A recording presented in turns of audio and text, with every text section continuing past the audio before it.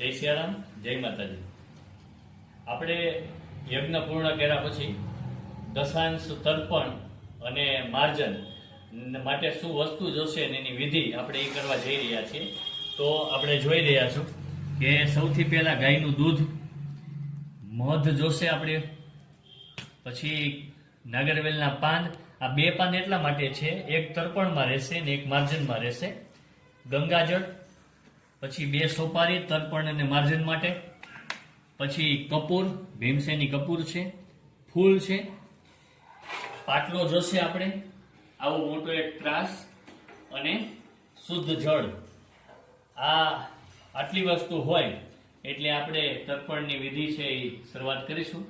સૌથી પહેલા આપણે ત્રાસની અંદર આ પાણી છે એ લેવાનું છે અને પાણી એટલું લેવાનું કે જે આપણી આ સોપારી છે એ બુડે નહીં, નકર તરવા મળશે સોપારી।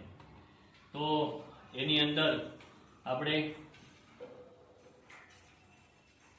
ગાયનું દૂધ એડ કરશું,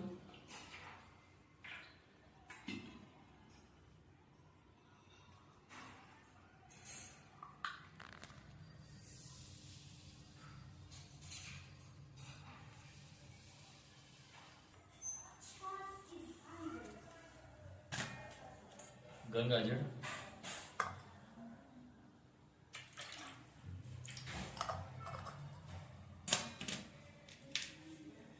પાણીને પવિત્ર કરવા માટે આપણે કપૂર એમાં આ રીતે એડ કરી દઈશું। પછી આવા ફૂલને થોડા પાંખડીઓને છે આ રીતે